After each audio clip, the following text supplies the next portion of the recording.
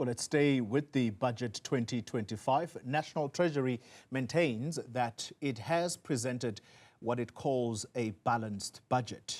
In an article on News 24, Treasury's Budget Office Deputy Director General Edgar Sishi says the department has been consistent that if the social wage were to go up, it must be sustainably funded. He joins me now to expand further on what he wrote a little earlier.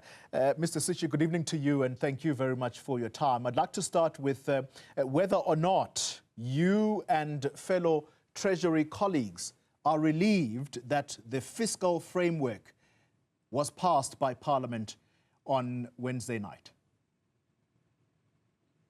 Well, good evening, Xoli, and to all the viewers.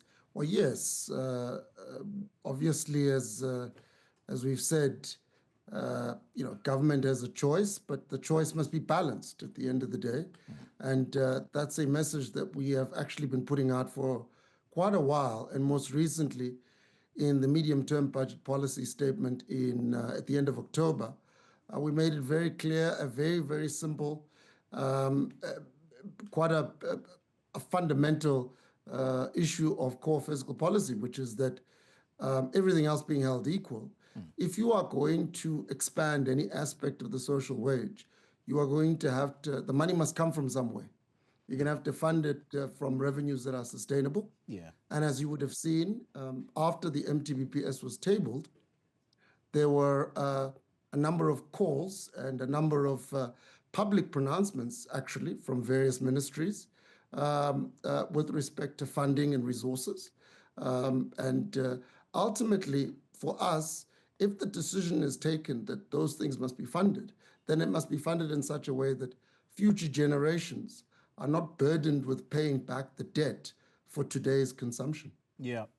We're going to get into some of the aspects of this budget in a moment, but what stands between the budget being implemented, or should we say passed in full, is this court process that has now been started.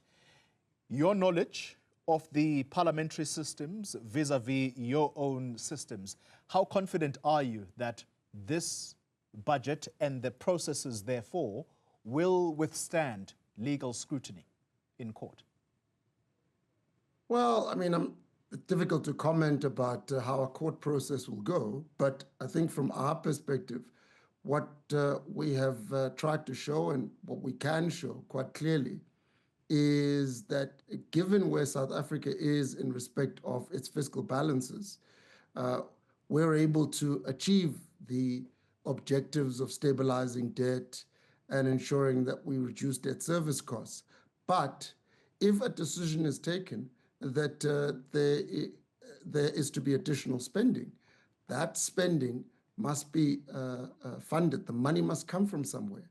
It's a very simple fundamental issue. Now, of course, various pronouncements and various suggestions have been made around that. But our position has been that the choice on revenue must match, or at least must be related to the choice on the expenditure side. So, for example, if you are going to increase spending on salaries for teachers and nurses, you can't do that through a temporary revenue measure, nor can you do it through a revenue measure that will achieve a result sometime in the future. It has to achieve a result at the same time as the spending choice that you have made, and hence the choice that has been presented. So with respect to the court processes, we'll see how that goes. We'll allow that process to go on. We will, of course, provide whatever input and participate in whatever way that we need to. But we believe that nothing that has been presented is fundamentally a departure from the principles that have been stated before. Let's talk about the 0.5 percentage VAT hike. It's caused a huge divide in the country.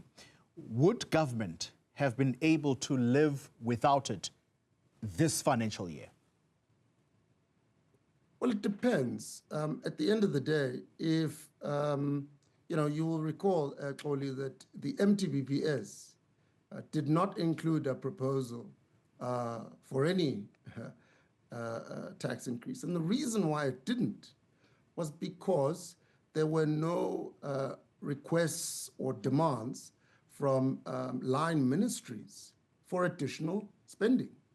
And of course, you would have seen in the press, in the weeks and months leading up to the budget, various ministries and also provincial administrations saying that they were going to speak to the Minister of Finance, they were going to ask the Treasury for money, they needed this money. So our position was very, very simple. And we wrote this position in Chapter 1 of the MTBPS in October before there was any tax increase. And that position was, if there is going to be a push to spend more money, that money must come from somewhere. And we're not going to borrow in order to pay salaries. That's insane. We're going to have to find a revenue source that matches the expenditure requirement. Of course, government had the economy been on a higher growth trajectory over the last number of years, government would have had undoubtedly more revenues. Yeah. And we can talk about the reasons for why a growth has been poor, and we have been upfront about that. Okay. But given where we are, not where we would like to be, we had to make a very, very difficult choice. So our view is, look at the expenditure demands, and then you will understand how the proposal came about. Which expenditure item stands head and shoulders above others? Which is the biggest worry? And perhaps which necessitated this 0.5 percentage VAT hike? Well, you will see if you look at Chapter 5 of the Budget Review, we outline it very, very clearly. You can see that there are big additions for provinces, specifically for education, as well as the payment of some health salaries, but much bigger on the education side. And so, if you think about where, again, those expenditure demands are going, they are related to those expenditure demands that were made in the period after MTBPS, but they also relate to what we call recurrent expenditure. In other words, things like paying salaries, things like rolling out early childhood development, very important programs which the government has, with reasonable justification, decided can't be done without. The same with health. I think the decision to say that it's probably not a good idea to have scores of unemployed doctors in the country was a decision that makes a lot of sense. So a number of these expenditure decisions were made, but of course, having been made, they need to be paid for. It would appear to me that this VAT hike has become a necessity. If that is the case, if my assumption is correct, is the minister correct then in suggesting that in the 2026 budget, there may not be a need to increase with another 0.5%? Yeah, the minister is correct.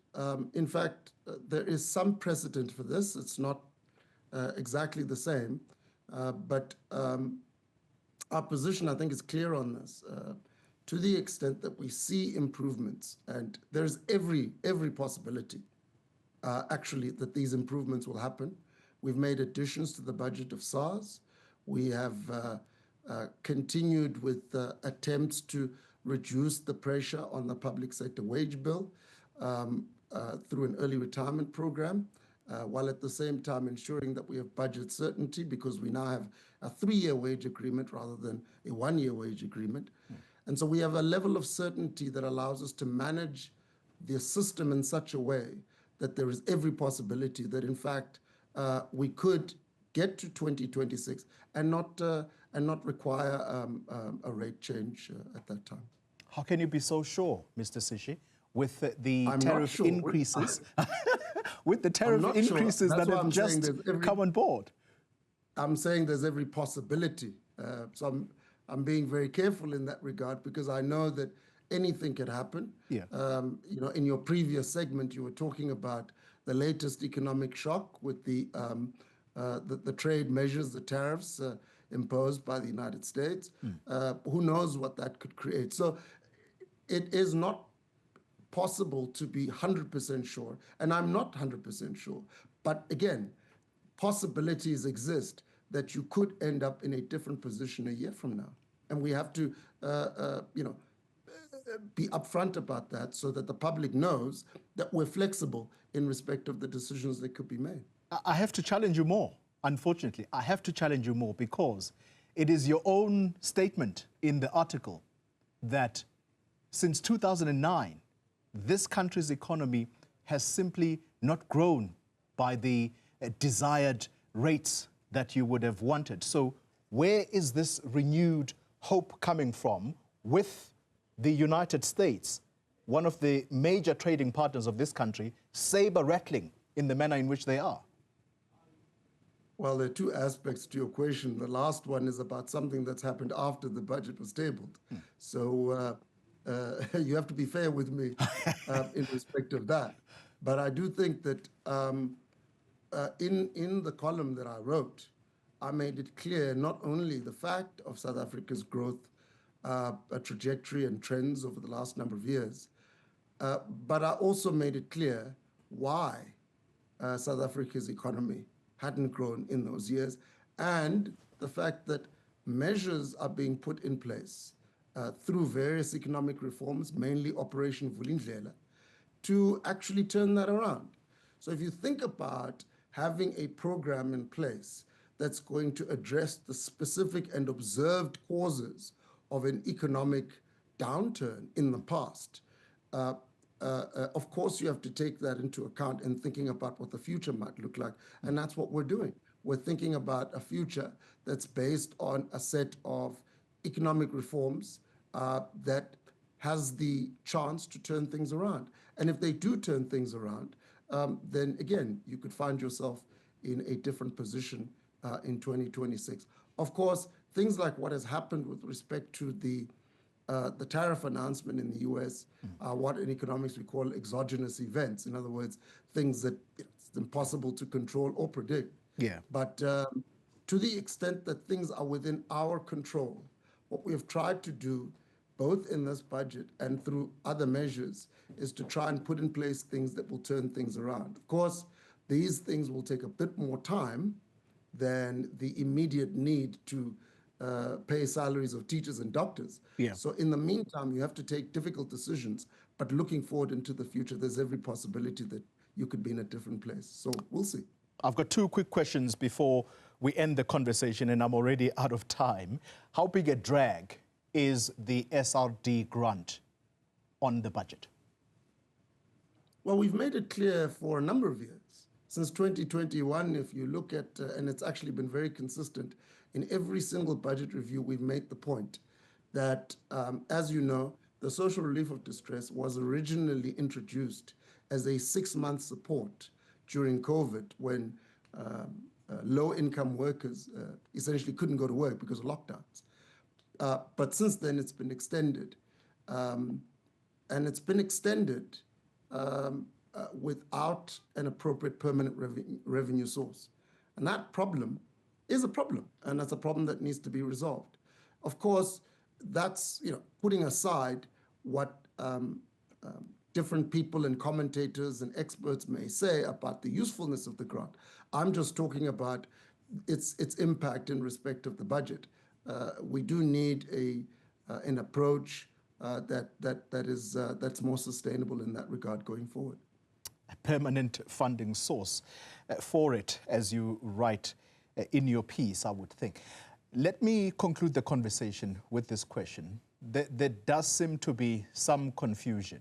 What happened yesterday was the approval of the fiscal framework. But as we understand it, and as some people would have it, this is not the approval of the budget in its entirety.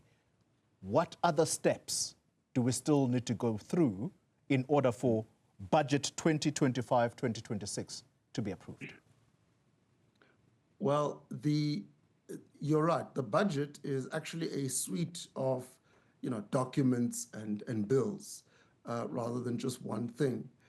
Yesterday, the first part of that suite was approved, which is the fiscal framework. And what the fiscal framework is essentially, and is defined in the Money Bills Act, is the outline of the estimates of revenue, the estimates of expenditure, the debt service costs. Oh no. Oh no.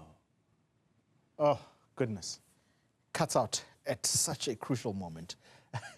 We apologize for that, but technology, it is what it is.